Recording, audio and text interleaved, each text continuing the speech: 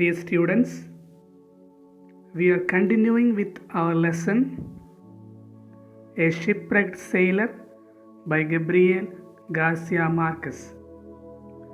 In today's class, we will be dealing with two paragraphs, paragraphs 7 and 8 from your textbook.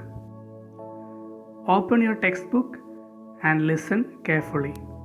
In contrast, Carabello was struggling with Casillo so that Casillo wouldn't let go of his neck. They were less than 3 meters away.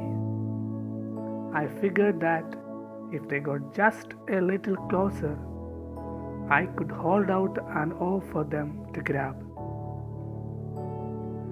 But at that moment, a gigantic wave lifted the raft, and from the top of the huge crest, I could see the mast of a small ship heading away from me.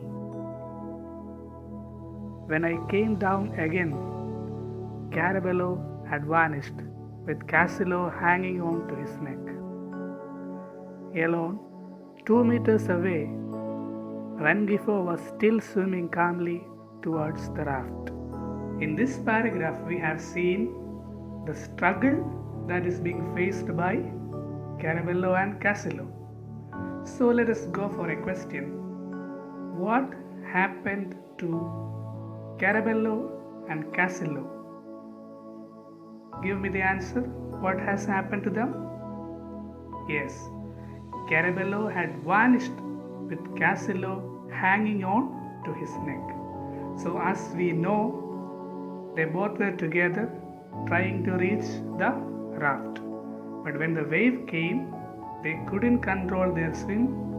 So what happened?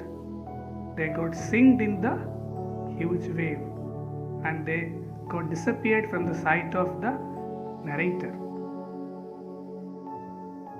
I don't know why I did this absurd thing. Knowing I couldn't move forward, I put the oar in the water as though trying to prevent the raft from moving, trying to anchor it in place. Rengifo, exhausted, paused a moment, then raised his arm as he had when he held his headphones aloft and shouted again, "Fasto, row over here." In this paragraph, we are discussing about the struggles of the narrator.